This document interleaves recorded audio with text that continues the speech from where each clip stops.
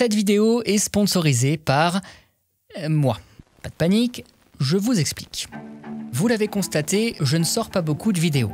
La raison est simple, chaque projet me demande des semaines de travail, entre les recherches dans la littérature scientifique, l'élaboration d'une bonne narration et bien évidemment le montage.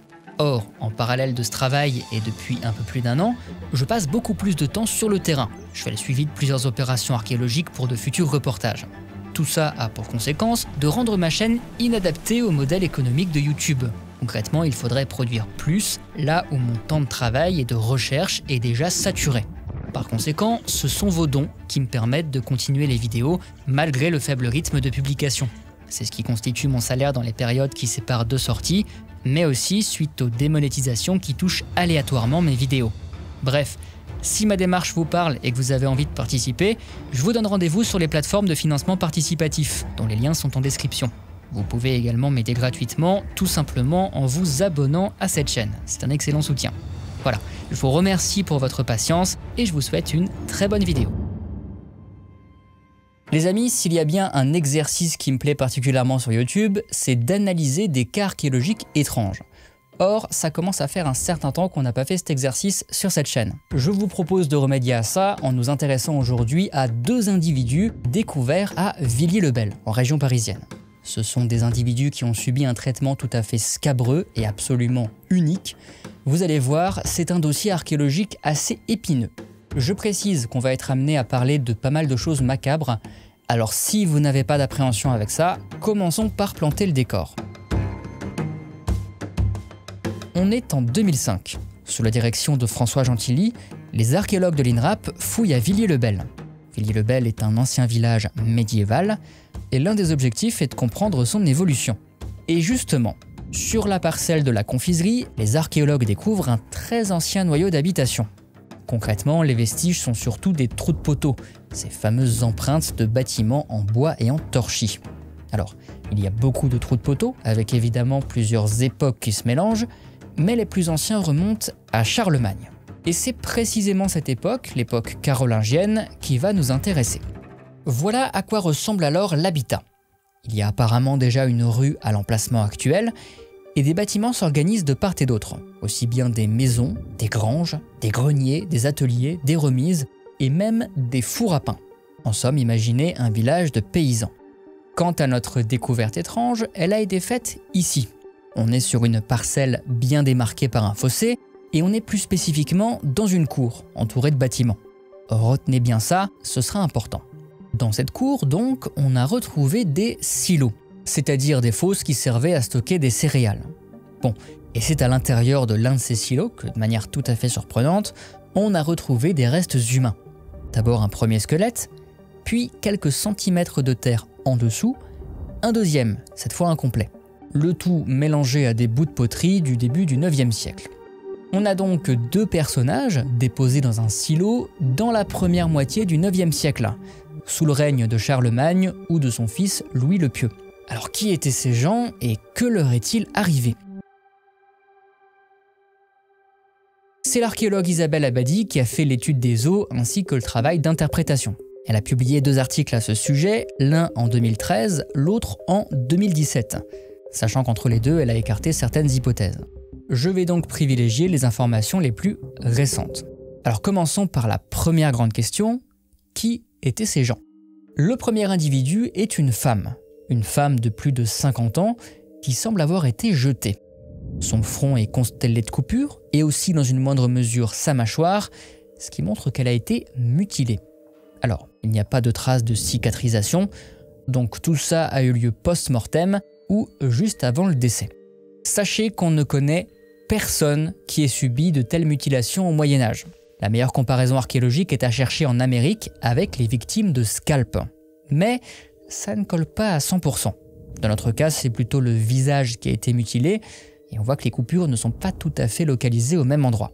Ce cas médiéval va donc être difficile à analyser. Quant au deuxième individu, c'est peut-être un homme, mais c'est très incertain. Le squelette est trop fragmenté. D'ailleurs, on ne connaît pas non plus son âge. Tout ce qu'on sait, c'est qu'il a été découpé au hachoir. C'est même pire que ça, puisqu'il semble avoir été passé à la broche. L'anthropologue Bruno Boulestin a en effet observé un rabotage des dents du devant pour laisser passer la broche, ainsi que des traces de feu sur les dents. Traces de feu qui s'expliquent par le retroussement des lèvres lors de la cuisson. Là encore, on ne connaît personne qui ait subi un traitement similaire au Moyen-Âge. Pour trouver une comparaison archéologique satisfaisante, il faut remonter à la fin de la préhistoire, quand les tout premiers paysans sont arrivés en Europe. Je parle bien sûr du site archéologique d'Erxheim, un exemple exceptionnel de cannibalisme de masse. Les événements dont on parle ici se sont produits il y a 7000 ans. Alors imaginez un peu. Installés dans la région depuis des générations déjà, les paysans de la culture rubanée ont accompli des rituels anthropophages. Concrètement, des centaines de personnes ont été potentiellement sacrifiées et surtout mangées, dans un laps de temps qui ne dépasse pas les 50 ans. Aujourd'hui, on suspecte fortement un exocannibalisme guerrier, autrement dit un cannibalisme pratiqué sur des ennemis vaincus qu'on cherche à anéantir symboliquement. Évidemment, reste à savoir qui étaient ces fameux ennemis.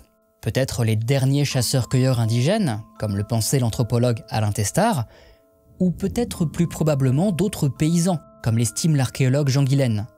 Bon, a priori, les premières bribes de résultats ADN vont plutôt dans le sens de la deuxième piste, celle d'autres paysans.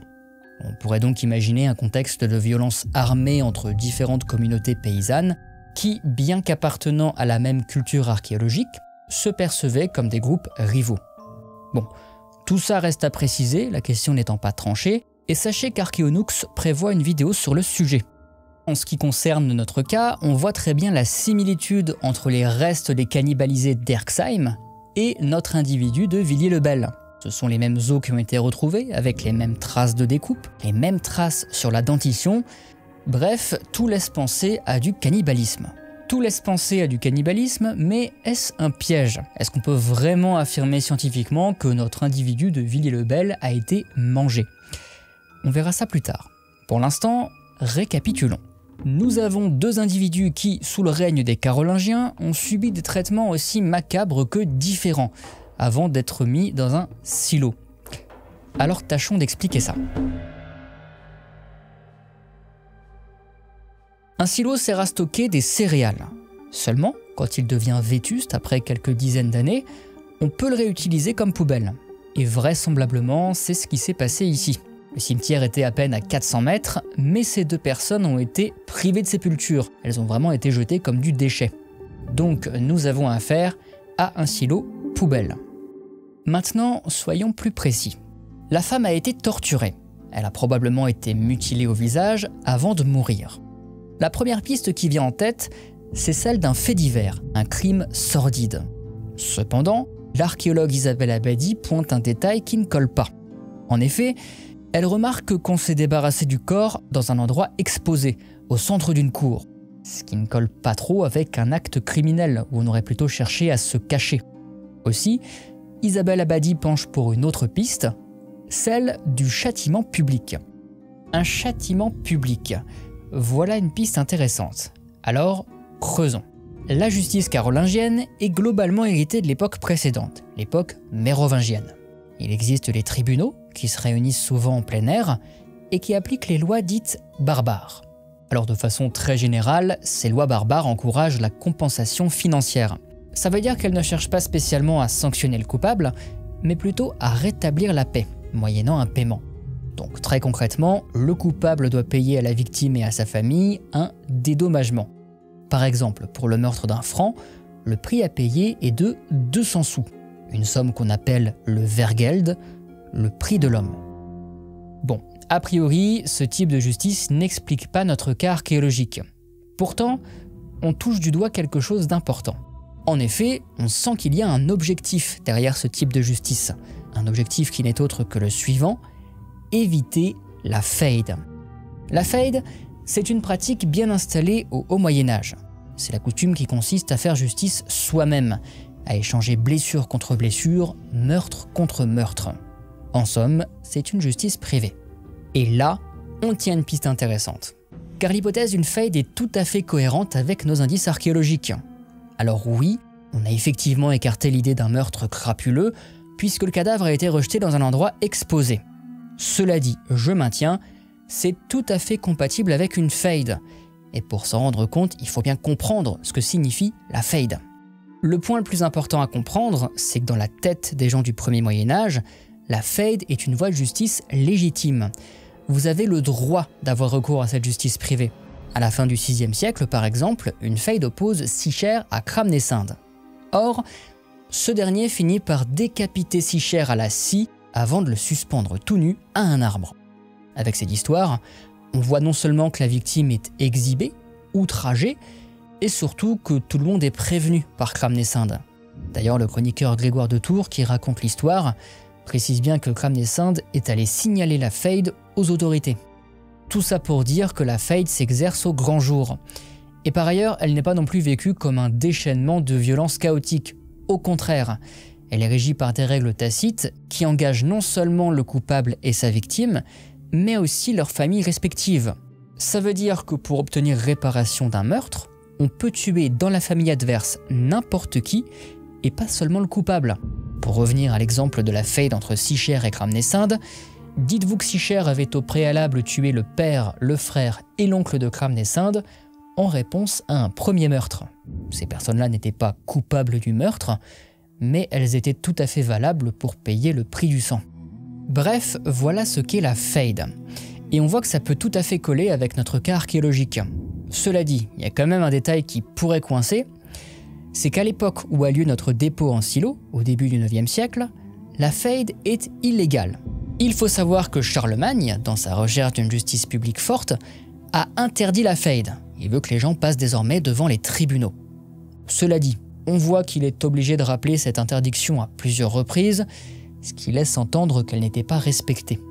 Donc, au final, l'hypothèse d'une fade reste valide, et la femme du silo est peut-être la victime d'une justice privée. Elle aura été tuée, et peut-être défigurée post-mortem, dans une terrible et ultime humiliation, pour accomplir une vengeance. La fade est donc notre première piste solide. Cela dit, on ne peut pas s'arrêter là. Ce serait oublier que sous les Carolingiens, la justice publique peut elle aussi infliger des châtiments violents. En effet, dans sa volonté d'une justice publique forte, Charlemagne multiplie les châtiments corporels, des punitions terribles, dissuasives et exemplaires. Certains crimes se retrouvent ainsi punis par des yeux crevés, des mains tranchées, des nez arrachés, et même la peine de mort. On peut donc tout à fait imaginer que la femme du silo ait été condamnée par un tribunal. Elle aura été jugée coupable d'un crime très sévèrement réprimé au début du IXe siècle, comme par exemple le brigandage ou la sorcellerie. En définitive, aussi bien la justice publique que la fade sont des pistes recevables. Et on verra tout à l'heure quel châtiment spécifique a pu subir cette femme, puisqu'on connaît effectivement un supplice, décrit par les textes, qui pourrait coller avec ces stigmates osseux. Avant ça, parlons un peu d'une dernière piste possible. Tout ce qu'on vient de dire concernant la justice vaut pour les personnes libres. Or, à l'époque carolingienne, il y a aussi des esclaves. Et oui, certains sont des étrangers, issus du commerce ou des peuples vaincus à la guerre, comme les Saxons, mais d'autres par contre sont des locaux, tels par exemple les miséreux qui ont dû se vendre, certains condamnés, et bien sûr les nombreux fils et filles d'esclaves, puisque le statut se transmet par la mère. Il va donc falloir qu'on détermine si notre femme mutilée pourrait être une esclave. Mais avant ça, il faut être très attentif à la définition du mot esclave. Parce qu'en effet, être esclave sous les Carolingiens, ça n'est pas du tout la même chose qu'être esclave sous l'Empire romain. Il faut faire très attention à ce qu'on imagine derrière ce mot. Alors oui, effectivement, il existe des esclaves domestiques, assez proches de ce qu'on imagine pour l'Antiquité romaine. C'est des gens qui sont constamment à disposition du maître et qu'on compare parfois à des bêtes de labour. Cela dit, à côté de ces esclaves domestiques, les grands propriétaires ont de plus en plus tendance à chasser certains esclaves, c'est-à-dire à les installer sur un lopin de terre exactement comme des paysans libres. À partir de là, qu'ils soient libres ou esclaves, les paysans chasés doivent à leur seigneur des redevances et des journées de travail, si bien qu'au final, la vie des tenanciers esclaves n'est pas si différente de celle des tenanciers libres. Et d'ailleurs, il y a beaucoup de mariages mixtes. Les textes confirment que de nombreux paysans et paysannes libres épousent des non-libres, ce qui montre à quel point ils sont proches dans la vie de tous les jours. Donc vous le voyez, c'est pas tout à fait pareil que sous l'Empire romain. Reste que d'un point de vue juridique, les non-libres n'ont pas les mêmes droits, notamment en ce qui concerne les châtiments. Les esclaves n'ont pas droit à la compensation financière et sont directement châtiés à base de châtiments corporels, le plus souvent par leur maître. Les ecclésiastiques prêchent d'ailleurs la modération. Par exemple, la maîtresse qui par une trop forte punition tue sa servante non libre est condamnée à la pénitence. Ça laisse penser que de telles situations peuvent arriver. Alors il faut se rendre à l'évidence, la femme du silo est peut-être une esclave qui a été punie, que ce soit par un tribunal, par un intendant du domaine ou par son maître directement. Ce qui nous laisse avec une toute dernière question, quel supplice a-t-elle subi? Et là, c'est une question épineuse. Rappelez-vous, il n'existe aucun cas archéologique similaire. Cela dit, en menant son enquête, Isabelle Abadi a trouvé une piste. Elle s'est aperçue que chez les Francs, l'arrachage du cuir chevelu était un supplice récurrent, et qu'en outre, cet arrachage pouvait se faire à coups de bâton. Or, l'historien Jean Houyoux nous met en garde. En frappant le crâne, les coups de bâton arrachent des morceaux de peau, qui laissent un crâne boursouflé et chauve, et surtout qui laissent sur le crâne des traces qui ressemblent à s'y méprendre à des incisions de couteau. Au vu de ces éléments, Isabelle Abadi propose que cette femme ait été battue avec une canne. Or, c'est un châtiment qui revient souvent dans les textes, régulièrement administré aux esclaves et parfois cumulé avec une peine de mort. Conclusion pour Isabelle Abadi, cette femme est probablement une esclave châtiée. En conclusion globale pour cette femme, c'est la piste judiciaire qui semble probable, même si un fait divers ne peut pas être écarté à 100%. Alors à la fin, je ferai un bilan plus complet et je vous donnerai mon propre avis sur ce cas. Mais avant, passons au deuxième individu. L'individu numéro 2 fait penser à un cas de cannibalisme. Mais a-t-il été mangé pour autant? Pour en savoir plus, j'ai fait appel à Archéonux, qui a déjà abordé plusieurs fois le sujet du cannibalisme sur sa chaîne. Nux, à toi de jouer. Le cannibalisme, c'est un sujet aussi passionnant que compliqué. En archéologie, il est souvent difficile de pouvoir attester la présence du cannibalisme puisqu'on retrouve en général seulement les ossements. Et du coup, qu'est-ce qu'on doit faire lorsqu'on pense être face à du cannibalisme? On sort le bingo du cannibale. Le bingo du cannibale, c'est juste une façon ludique d'évaluer la probabilité d'un cas de cannibalisme. Enfin, aussi ludique que peut être un cas d'anthropophagie bien sûr. Je ne l'ai pas fait au hasard puisque je me base sur les travaux de l'anthropologue Bruno Boulestin. Dans ce bingo, on retrouve plusieurs catégories avec à chaque fois plusieurs critères. Plus on coche de cases et plus elles sont hautes dans l'échelle des preuves, plus la probabilité d'avoir affaire à du cannibalisme est importante. Pour notre site, on peut cocher la case anomalie de représentation, car toutes les parties comestibles ne sont pas présentes, et on peut également cocher la case cuisson avec les traces de feu. 3 indices indirects sont également présents. L'individu a été traité comme une pièce de boucherie, il a été jeté comme un détritus, et enfin, au vu des traces de feu présentes sur les dents et le crâne, il a probablement été cuit avec ses tissus. Donc on peut cocher la case os brûlé à l'état frais. Le cannibalisme est donc tout à fait probable ici, comme le souligne d'ailleurs Isabelle Abadi. Alors examinons cette piste. En contexte de famine, le cannibalisme est une réalité, et ce jusqu'à l'époque contemporaine. Il existe des cas récents et attestés. Pour le 9e siècle, les annales racontent ici et là que des hommes furent dévorés à la manière des bêtes. Mais attention, comme le souligne l'historien Vincent Vandenberg, ces récits ne décrivent pas des cas réels et observés.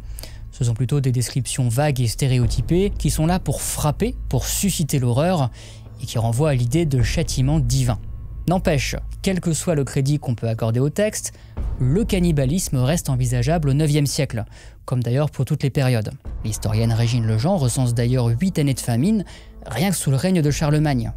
Moralité, une famine pourrait tout à fait expliquer ce probable cas de cannibalisme. Cela dit, Isabelle Abadi propose également une autre piste, celle de l'exocannibalisme guerrier. Et là, il s'agit d'un cannibalisme tout à fait différent, puisqu'il n'est pas pratiqué à l'occasion d'une famine, mais à l'occasion d'un conflit armé. Vous l'aurez compris, ce cannibalisme vise à manger les ennemis, dans le but de les anéantir symboliquement. C'est le type de cannibalisme qu'on a observé par exemple sur le site préhistorique d'Erxheim. Alors, cannibalisme de survie ou cannibalisme guerrier, ça laisse en tout cas une grande question. Y a-t-il un lien entre cette personne qui a probablement été mangée et la femme au visage mutilé? Cette question, c'est la plus épineuse du dossier. En fait, le temps qui sépare les deux dépôts n'est pas très clair. Ça peut se jouer à quelques jours de différence, comme à quelques années. Mais, quel que soit l'intervalle, Isabelle Abadi suppose qu'il y a effectivement un lien entre les deux affaires. Dans son dernier article de 2017, elle explique qu'un même geste est probablement à l'origine des deux dépôts. Un geste punitif de l'ordre du châtiment. Simplement, pour l'individu numéro 2, ce geste aura débouché sur du cannibalisme. Peut-être au cours d'une famine, ou peut-être au cours d'un épisode guerrier. Mais les deux individus, en tout cas, auraient avant tout subi un châtiment. Bon, voilà le résumé scientifique de l'affaire. Il n'y a pas eu de nouvel article depuis 2017 qui ait permis de trancher, donc on en est vraiment à ce stade avec toutes ces hypothèses qui restent possibles. Et je vais quand même vous proposer d'aller plus loin en vous livrant ma propre analyse de ce cas. En précisant que je ne suis pas scientifique, je ne suis pas chercheur, je suis simplement quelqu'un qui a une formation universitaire d'archéologue. Cela étant précisé, laissez-moi vous donner ma propre analyse sur ce cas étrange.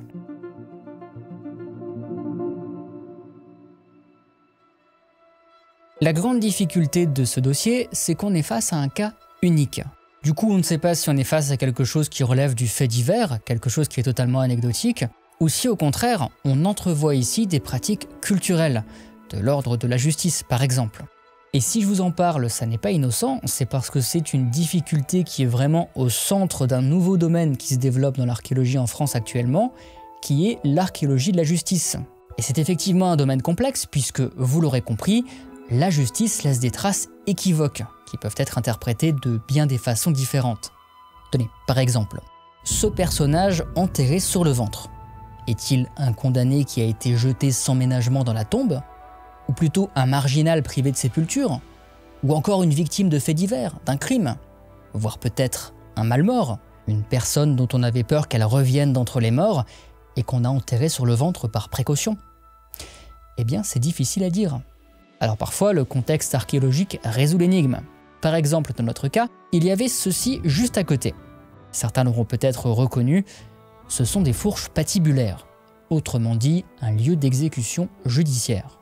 Notre individu sur le ventre est donc un ancien condamné qui a été balancé sans ménagement dans la tombe. Alors peut-être qu'on l'a en plus enterré sur le ventre pour éviter qu'il ne revienne parmi les vivants, c'est tout à fait possible, mais c'est avant tout un condamné. Dans d'autres situations, par contre, le contexte archéologique n'est pas d'un grand secours. Ces 3 femmes découvertes à Orléans, par exemple, assises et avec les mains attachées, ont été enterrées au XIe ou XIIe siècle, au Moyen-Âge. Or, il n'y a rien qui indique un lieu d'exécution particulier. Cependant, l'archéologue Lord Ziegler peut s'appuyer sur les textes. Il existe effectivement à cette époque un châtiment consistant à être enterré vivant. Châtiment d'ailleurs particulièrement attribué aux femmes. Lord Ziegler peut donc raisonnablement interpréter ces femmes comme des suppliciés condamnées à être enterrées vivantes. On sait d'ailleurs que le supplice pouvait être prononcé, entre autres, contre les femmes adultères. À Villiers-le-Bel, c'est bien simple, ni le contexte archéologique ni les textes ne sont déterminants. Alors on avance à tâtons.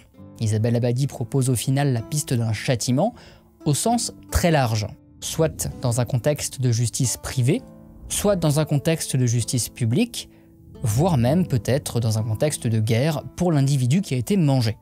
Quant à moi, qui ne suis pas chercheur mais qui ai une formation d'archéologue, pour resituer le contexte, quelle est mon analyse? Eh bien clairement, je pense qu'on ne peut pas trancher à l'heure actuelle. Cependant, il y a quand même une piste que j'écarterai, celle de l'exocannibalisme guerrier. En fait, l'exocannibalisme guerrier tel que le décrit Isabelle Abadi correspond à une pratique institutionnalisée, c'est-à-dire admise dans la société et coutumière. Or, à mon avis, le contexte historique rend peu probable cette hypothèse. Les auteurs carolingiens mentionnent effectivement du cannibalisme guerrier chez les Hongrois, mais ils cherchent surtout à faire passer les Hongrois pour des barbares, en utilisant la sempiternelle accusation de cannibalisme. Personnellement, et je peux tout à fait me tromper, il me semble que le cannibalisme a plus de chances d'avoir été perçu comme une transgression, que ce soit dans l'Empire de Charlemagne ou à ses frontières. Alors, s'il y a effectivement eu du cannibalisme à Villiers-le-Bel, ce que je pense effectivement, il s'agit plutôt à mon sens d'un cannibalisme exceptionnel, un cannibalisme de transgression. Ça laisse la porte ouverte à du cannibalisme guerrier, puisque ça peut arriver en temps de guerre sous forme d'épiphénomènes. Je rappelle qu'il y a eu des cas de torture et de cannibalisme chez les Japonais pendant la Seconde Guerre mondiale, mais ça rend encore plus probable à mon sens la piste d'une famine, avec du cannibalisme de survie. Donc je pense qu'on a avant tout sous les yeux la conséquence d'une famine. Un individu a eu le malheur de finir mangé, peut-être effectivement un esclave, et peut-être effectivement après une mise à mort judiciaire, même si on ne peut pas vraiment savoir. Et je pense qu'ensuite, des mois ou des années plus tard, c'est effectivement une victime de châtiment qui l'a rejoint dans la même poubelle, peut-être totalement par hasard. La piste d'une esclave châtiée à coups de bâton me semble tout à fait recevable. Mais malgré tout, il faut quand même signaler qu'il reste beaucoup d'incertitudes. Ce qui me frustre tout particulièrement, c'est qu'on ne sait pas si les deux individus ont été déposés en même temps. D'après les fouilleurs, c'est peut-être le cas, mais alors si c'est vrai, ça annule l'hypothèse d'une famine, puisqu'à ce moment-là, on aurait mangé les deux. En fait, si les deux personnes ont effectivement été déposées en même temps, je pense qu'elles ont plutôt été victimes d'un conflit armé. Ça fait pas mal penser à de la torture sur des captifs avec du cannibalisme guerrier. On pourrait même envisager un simulacre d'anthropophagie dans le seul but d'humilier la victime, et sans qu'on l'ait réellement consommée. Face à toutes ces incertitudes, il faudrait maintenant trouver des comparaisons archéologiques, des découvertes similaires et datant de la même époque. J'ai cherché, mais je n'ai trouvé qu'un seul cas marquant, le silo F 1289 de la chapelle Saint-Mesmin. Une jeune femme de 16 à 18 ans y a été jetée, enfermée dans un sac, pieds et poings liés. Mais vous le voyez, on rencontre les mêmes problèmes d'interprétation. Il pourrait tout aussi bien s'agir d'une victime de faits divers que d'une exécution judiciaire. À ce jour, le cas Villiers-le-Bel reste donc un cas complexe, incertain, qui mêle cannibalisme et châtiment. Alors même si on n'a pas toutes les réponses, ce cas nous permet de questionner tout un tas de thématiques scientifiques, depuis l'esclavage carolingien à l'archéologie de la justice, en passant par l'épineuse question du cannibalisme. Peut-être qu'un jour, avec de nouvelles découvertes et peut-être une nouvelle argumentation, on saura ce qui s'est passé il y a plus de 1000 ans dans ce village, mais en attendant, mystère. Les amis, je vous remercie d'avoir regardé cette vidéo, j'espère que ça vous a plu. Alors comme d'habitude, pour ce genre de sujet macabre, la vidéo est peut-être démonétisée. Si c'est le cas, vos dons sur Tipeee et Utip seront ma seule source de revenus pour cet épisode. En tout cas, c'est indiqué en commentaire épinglé si la vidéo est démonétisée. Je fais d'ailleurs aujourd'hui plus particulièrement appel à vos dons pour financer des épisodes de fouilles archéologiques sur le terrain. Voilà, ça fait 1 an que j'essaye de suivre des fouilles archéologiques sur le temps long pour proposer du contenu qui se voit pas souvent sur YouTube. Et sachez que ce sont vos dons qui me permettent de financer ça. Donc si vous avez l'envie et la possibilité, j'ai un Tipeee et un Utip en description et en commentaire épinglé. Bref, cela étant dit, dernière chose importante, le sujet d'aujourd'hui ayant été très complexe, sachez que je n'ai pas tout dit en vidéo. Notamment, je n'ai pas parlé du parasite qui a été retrouvé dans le tartre dentaire de l'individu numéro 2. Alors, pour aller plus loin, je vous ai concocté un joli commentaire épinglé, dans lequel vous trouverez comme d'habitude les sources employées pour la rédaction de cet épisode, mais auquel j'ai ajouté plein d'informations supplémentaires concernant ce cas archéologique. Vous voyez ça un petit peu comme un bonus. Donc si vous voulez plus d'informations, notamment sur ce parasite dentaire, n'hésitez pas à lire ce commentaire épinglé. Et puis d'ailleurs, je suis preneur de vos avis sur ce genre de commentaires épinglés. Est-ce que ça vous intéresse? Est-ce que c'est quelque chose que vous aimeriez revoir sur les sujets un peu costauds pour avoir plus d'informations? Ou est-ce qu'au contraire c'est trop rébarbatif? N'hésitez pas à me partager ce que vous en pensez, ça me permettra d'y voir plus clair dans ce qui vous intéresse. Fermeture de la parenthèse, je crois que j'ai tout dit.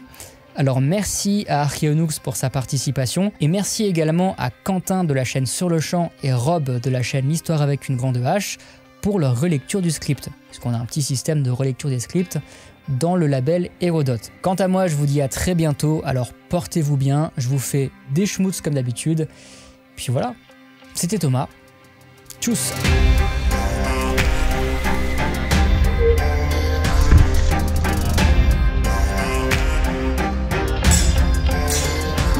Ah non, c'est top.